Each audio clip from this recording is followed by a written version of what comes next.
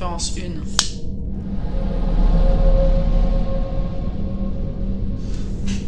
1. Donc, donc voilà, ça fait à peu près... pas mal de personnes m'ont demandé de faire le point concernant cette saga, ce projet. Concernant donc le projet Atlas, voilà, donc je viens m'expliquer au bout de... ça fait quoi, 1 an et demi maintenant que ça a commencé. Et donc voilà, déjà, on a des retours un peu particuliers, donc il était temps peut-être de faire une mise au point. Ça a commencé donc, il y a à peu près 3 ou 4 ans avec ce qu'on voulait faire, c'était donc on était une petite équipe d'une dizaine de personnes et présenter un projet qui allait parler de personnages mythologiques au fur et à mesure, donc au quotidien pour intervenir sur l'actualité. Voilà, à la base Atlas c'était ce projet-là. Donc les comédiens et les auteurs de l'époque se reconnaîtront.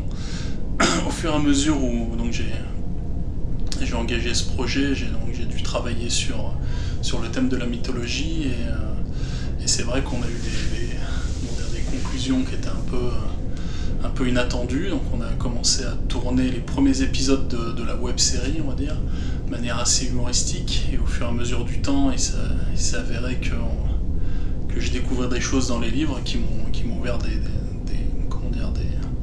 qui m'ont ouvert des portes sur la suite des événements, sur la suite des livres en fait. Mes conclusions sur ces recherches sont révélées être particulièrement sunnites, donc c'était une des premières surprises de ces recherches. On a continué, du coup, j'ai aussi une foi chrétienne, donc qui n'était pas incompatible avec l'islam, donc c'était assez... voilà, l'islam est un premier pas vers le syncrétisme. Au tout début, il y a 17 ans, donc je me suis intéressé à la foi Baha'i, pour ceux qui connaissent. Donc on est vraiment sur un projet, sur une volonté syncrétique. En travaillant sur ce personnage, j'avais la mission de travailler sur Atlas, tandis que d'autres devaient travailler sur Hermès, sur Lucifer, sur les différents dieux. Et ben j'en suis arrivé à travailler moi sur ce personnage, donc prendre ce rôle, essayer du moins de prendre ce rôle. Le projet avançant, je me suis rendu compte que je travaillais aussi sur une structure de...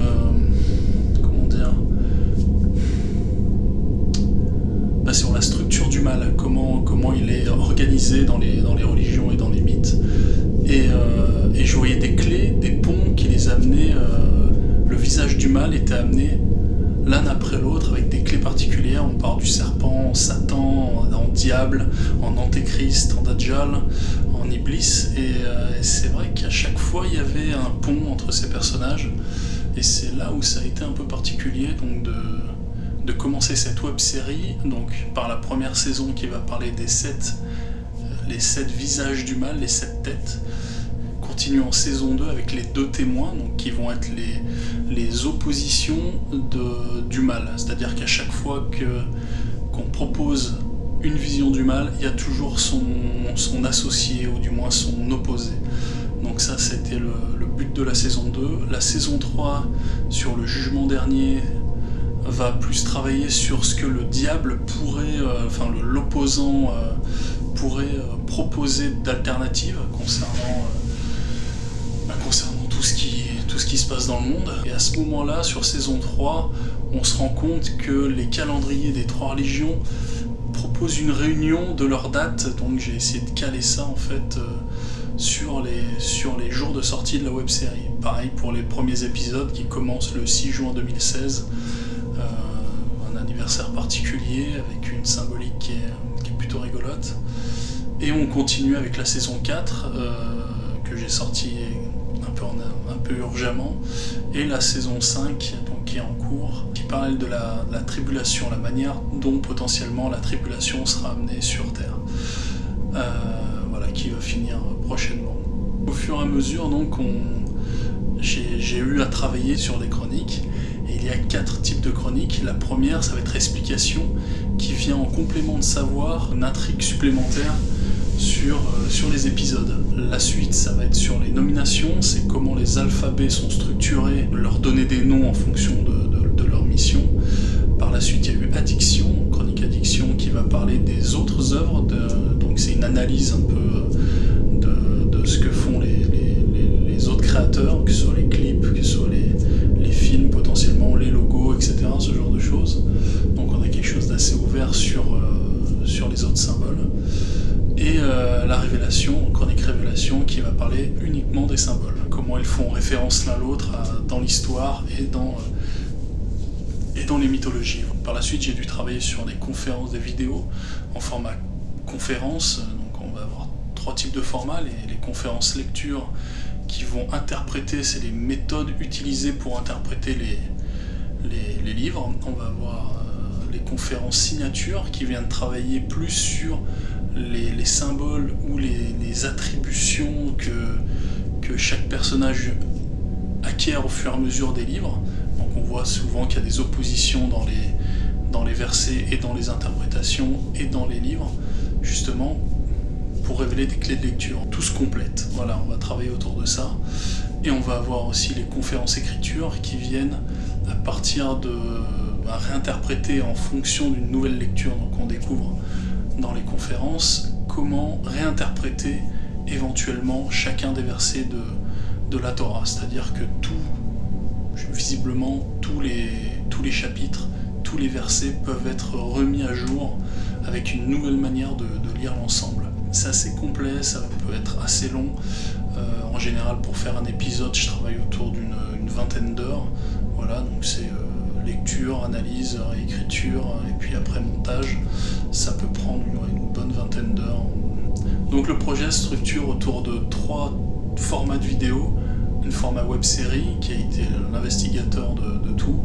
Voilà, le format chronique qui permet de compléter les éléments de recherche, et la partie conférence qui vient avec un peu plus de facilité à interpréter les éléments. Au fur et à mesure de ce travail, je suis arrivé sur une analyse un peu particulière de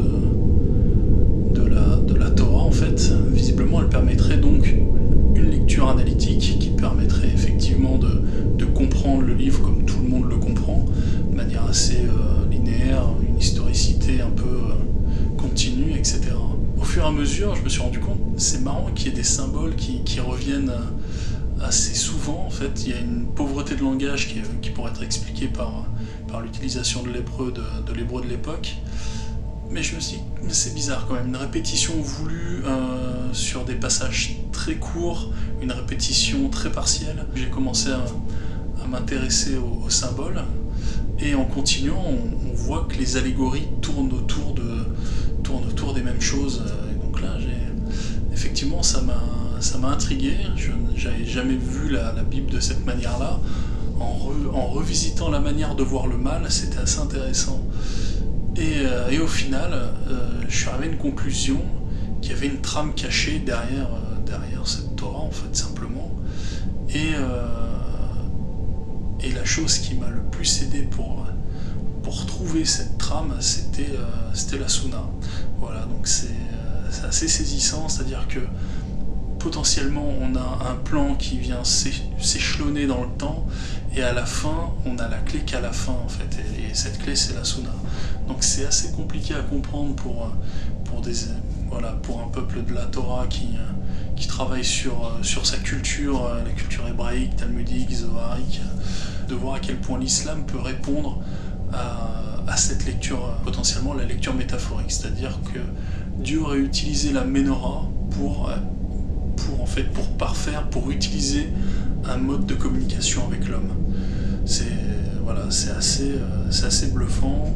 J'envisage même plus de pouvoir comprendre, personnellement, de comprendre la Bible sans Ménorah, sans le chandelier à cette branche. C'est pour moi absolument impossible maintenant d'espérer pouvoir comprendre tout ça sans Ménorah.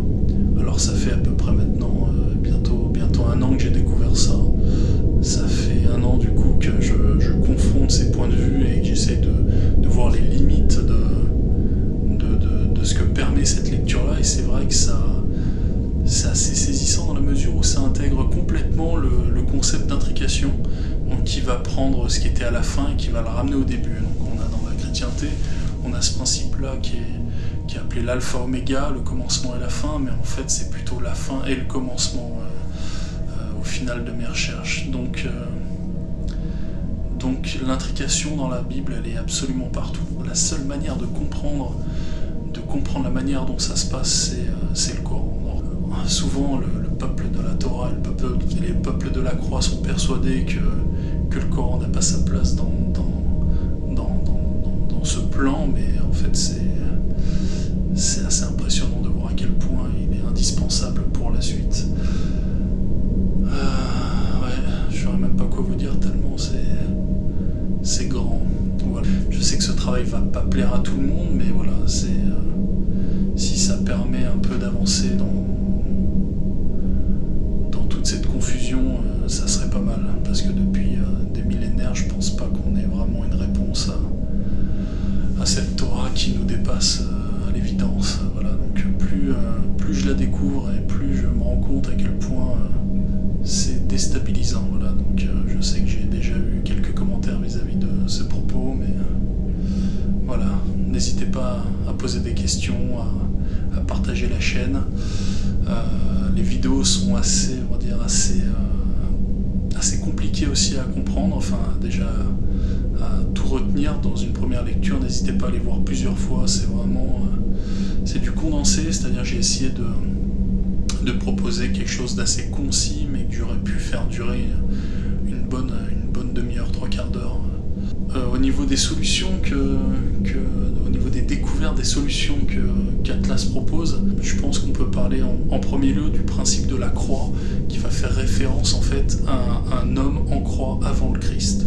Et effectivement, c'est sûrement pour ça que Christ n'est pas mort sur un poteau, mais sur une croix. La croix a une fonction particulière sur la lecture métaphorique, et donc sur la Ménorah, en fait, elle vient compléter, ou du moins placer de manière cohérente la mission du Christ dans ce plan, en fait. On explique donc d'où vient la Trinité, pourquoi on peut pas parler de trois, mais toujours est-il pourquoi ce concept trinitaire est intéressant pour la lecture. Donc l'islam nous prévient que, attention, il faut pas tout confondre. Là, visiblement, il y a vraiment quelque chose de très important pour la suite concernant la Trinité. Concernant le mal, donc forcément le Dajjal, il a un lien avec Iblis, mais on ne le comprend pas. Donc je pense que dans cette série, vous allez découvrir pourquoi Dajjal et Iblis et vice-versa. Donc c'est assez... les amis à qui j'en ai parlé ou ceux qui le découvrent sont assez bluffés